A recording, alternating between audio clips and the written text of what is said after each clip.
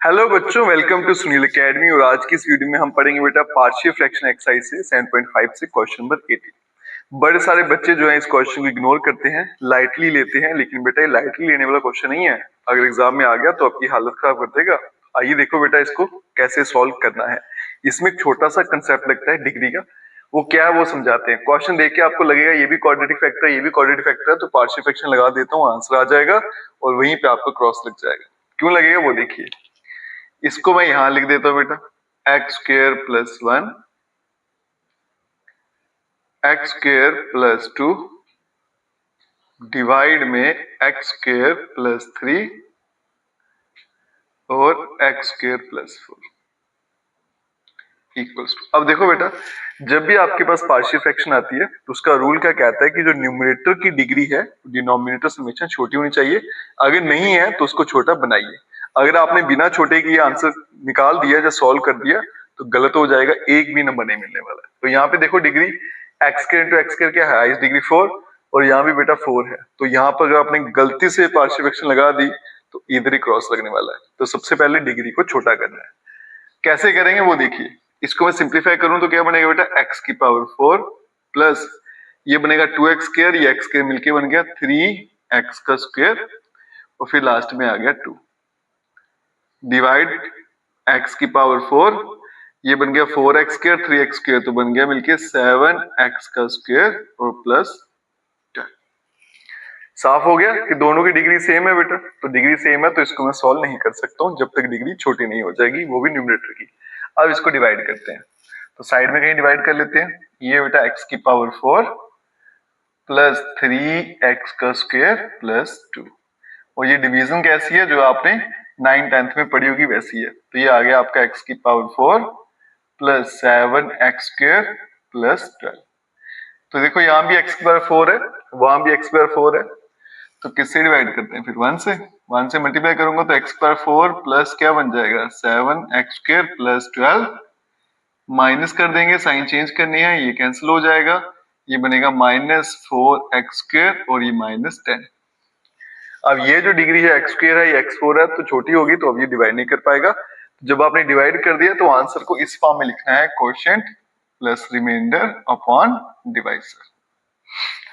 तो इसके मुताबिक क्वोशिएंट कितना आ गया मेरा 1 प्लस रिमाइंडर कितना है -4x स्क्वायर -10। तो मैं क्या करता हूँ माइनस कॉमन ले लेता हूँ तो बन जाएगा 4x स्क्वायर प्लस 10 और इसके नीचे लिखना है डिवाइजर जो आ गया x square plus 7x square plus 12। अगर आप ये काम नहीं करते तो आपका आंसर गलत हो जाएगा। अब मेरे पास बेटा बन गया, डिग्री जो है देखिए छोटी होगी, सॉरी यहाँ पे x की पावर 4 है। आप देख सकते हो आप न्यूमरेटर की डिग्री जो है वो छोटी हो गई है, 2 है, यहाँ पे 4 है। अब मैं इस पे पार्शियल फ्रैक्शन लगा सकता हूँ, ठीक है। तो इसको मैं यहाँ से हटा देता हूँ, इसको मैं फैक्टर बना दूं अगर, तो क्या फैक्टर थे इसके एक्स स्क्वायर प्लस 3 और एक्स स्क्वायर प्लस 4। अब इसको सॉल्व करते हैं तो यहाँ लिख देता हूँ 4x square plus 10 divided by x square plus 3 और फिर एक्स स्क्वायर प्लस 4। अब दोनों क्वाड्रेटिक फैक्टर है तो इनके फैक्टर्स इनके कोएफिशिएंट कैसे होंगे, linear factor ax plus b divided by x square plus 3 plus cx plus d और डिवाइड में x square plus 4। Next step में डिनोमिनेटर छोड़ देना है, सिर्फ न्यूमरेटर लिखा जाएगा और यहाँ पे सेम कैंसिल कर देंगे तो ऊपर क्या आएगा ax प्लस b और यहाँ में ब्रैकेट में आ जाएगा बेटा एक्स स्क्वायर प्लस 4, फिर यहाँ पे cx प्लस d और यहाँ पे आएगा एक्स स्क्वायर प्लस 3। अब देखो यहाँ पे बेटा लीनियर फैक्टर तो कोई है ही नहीं, तो इसलिए मैं जीरो के बराबर पुट नहीं कर सकता। तो मेरे पास एक ही रास्ता बचता है, सिर्फ कंपेयरिंग करना। तो कंपेयरिंग करने से पहले मैं एक स्टेप और कर लूंगा ताकि मेरा आंसर जो है वो गलत ना हो जाए। ये पूरी इक्वेशन मल्टीप्लाई कर लेते हैं तो a को कर दूंगा मल्टीप्लाई, बनेगा एक्स क्यूब, फिर नेक्स्ट करूंगा 4ax plus b x square plus 4b plus cx का cube plus 3cx plus d x का स्क्वायर प्लस 3d। ठीक है, ये आपने रफ में कहीं संभाल कर रख लेना है, क्योंकि सारे के सारे आंसर अब यहीं से निकलेंगे। तो सबसे पहले एक की वैल्यू निकालते हैं। तो बेटा एक किसका कोफिशिएंट है, एक्स क्यूब का। एक्स क्यूब के कोफिशिएंट कंपेयर कर लेता हूँ, एक्स का भी है लेकिन हाईएस्ट पावर को ही कंपेयर करेंगे। तो क्या करेंगे, comparing coefficient of x cube on both side. तो लेफ्ट साइड में एक्स क्यूब तो कोई है नहीं, तो इधर 0, इधर से क्या आ जाएगा बेटा a, और उसके अलावा आ जाएगा c, 2 ही है। ठीक है, तो आंसर किसी का नहीं निकला, लेकिन इक्वेशन बन गई a plus c equal to 0। फिर निकालते हैं b। उसके लिए क्या करेंगे, कंपेयरिंग कोफिशिएंट ऑफ, अब b जो है किसका कोफिशिएंट है बेटा, एक्स स्क्वायर का, तो x square on both side. ठीक है, तो यहां करते हैं ऐसे। तो जब x के कोफिशिएंट कंपेयर करूंगा, इस तरफ से बेटा 4 आ जाएगा, और यहाँ पे एक्स स्क्वायर के साथ एक b है और एक d, तो बन जाएगा b plus d equals to 4। ये सेकंड ले लेते हैं। ठीक है, उसके बाद में मुझे c निकालना है। तो फिर से आपका c जो है वो कोफिशिएंट किसका आ गया, एक्स क्यूब का भी है और उसके अलावा आपका x का भी है। ठीक है, उसके बाद में मुझे d निकालना है। तो d is the coefficient of x square भी है और कांस्टेंट का भी है। तो इन दोनों इक्वेशन से तो बेटा आंसर आने नहीं वाला। तो मैं क्या करता हूं, कंपेयरिंग कोफिशिएंट ऑफ, अब c के लिए मैं करता हूं x के कोफिशिएंट कंपेयर कर लेता हूं। तो यहां पर तो x का कोई कोफिशिएंट नहीं है, 0 आ जाएगा। यहां पे बेटा x के साथ क्या आएगा, 4 टाइम a, और आ जाएगा आपका 3 time c plus 3 time c। ठीक है, इसको ले लेंगे equation number 3। 4a plus 3c और a प्लस c, ये दो इक्वेशन मेरे पास आ गई। तो यहां से सॉल्व करके एक वैल्यू निकल जाएगी। तो मैं क्या करता हूं, कंपेयरिंग, एक और ले लेता हूं कोफिशिएंट, कांस्टेंट कंपेयर कर लेते हैं, कांस्टेंट ऑन बोथ साइड। तो दोनों तरफ से कांस्टेंट कंपेयर करते हैं। तो यहां पे बेटा 10 आ गया इक्वल्स टू, यहाँ पे कांस्टेंट आपका एक यहाँ दिख रहा है मुझे, x यहाँ पे भी नहीं है और यहाँ पे भी नहीं है, तो बन जाएगा 4b प्लस 3d, ये आ गया 4। ठीक है, अब मुझे क्या करना है बेटा, इक्वेशन सॉल्व करनी है। आप इसको ले लीजिए, फर्स्ट और थर्ड को सॉल्व करते हैं, तो वहां से a या c किसी एक की वैल्यू निकल जाएगी।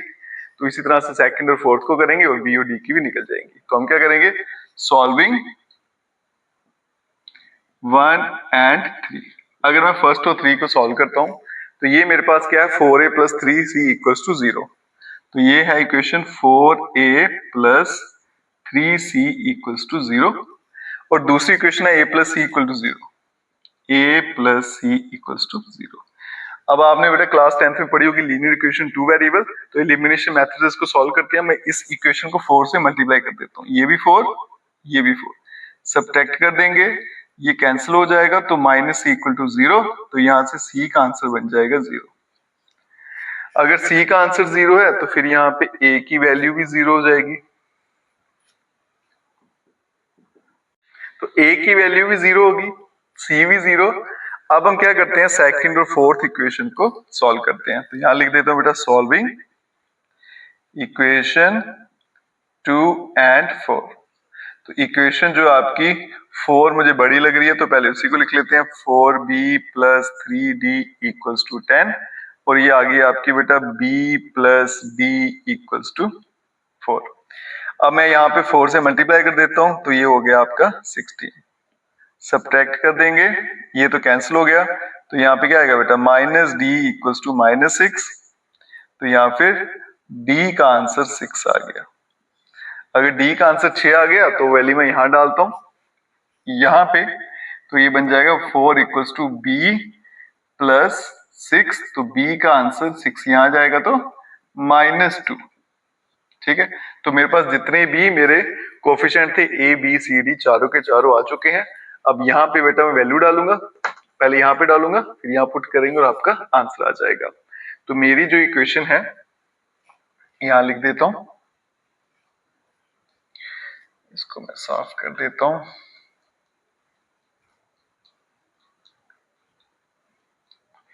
अब यहां देखिएगा 4x² plus 10 divided by x² plus 3 और फिर आ गया x² प्लस 4 इक्वल्स टू, अब वैल्यू डालेंगे तो a की वैल्यू बेटा कितनी है हमारे पास 0, तो ये हट जाएगा, और b की वैल्यू जो मेरे पास आई है -2, तो आएगी बेटा -2 डिवाइड में x² प्लस 3। ठीक है, उसके बाद में प्लस c की वैल्यू भी 0 है और d की वैल्यू कितनी है मेरे पास 6, तो यहाँ पे आ जाएगा प्लस का 6 और डिवाइड में x² प्लस 4। ठीक है, यहां वैल्यू डाल दी, लेकिन क्वेश्चन मेरा यहाँ पे है बेटा, तो यहाँ पे चलते हैं। अब ये मेरा x² plus 1 x² plus 2 divided by x² plus 3 और यहाँ पे आ गया x² plus 4 equals to 1 minus, आगे ये वाला फैक्टर था बेटा, तो इसका आंसर आपके सामने लिखा हुआ है। ठीक है, माइनस का साइन था और यहाँ पे मैं लिख देता हूं इसको -2 अपॉन x² प्लस 3 और प्लस 6 अपॉन x² प्लस 4।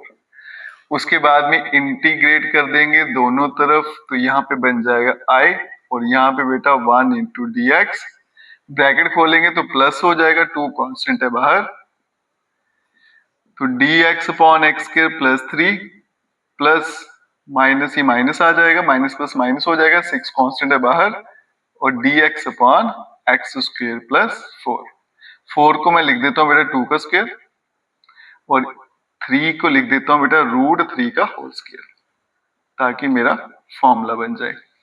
ठीक है, तो इसको मैं लिख देता हूं बेटा √3 का स्क्वायर, तो फॉर्मूला बन गया x² प्लस a² का, तो i equals to x plus 2, वो होता है 1 अपॉन a की वैल्यू कितनी आ गई √3 tan इनवर्स फिर x और a की वैल्यू √3 -6, यहां पे नीचे लिख देता हूं -6 1 अपॉन a की value 2 tan inverse x upon 2 plus c, तो i equals to x plus 2 by √3 tan inverse x upon √3 minus, ये कैंसिल हो जाएगा 3 से, और tan inverse x by 2 plus c, और ये मेरा फाइनल आंसर है। तो सॉल्यूशन बेटा आपने देख लिया होगा, दिखने में तो आसान था लेकिन हालत खराब कर देगा, इसकी प्रैक्टिस जरूर कर लेना, एग्जाम में पूछा जा सकता है। और वीडियो अच्छी लगी खूब सारा शेयर करिएगा, चैनल को लाइक सब्सक्राइब शेयर जरूर करें। Best of luck.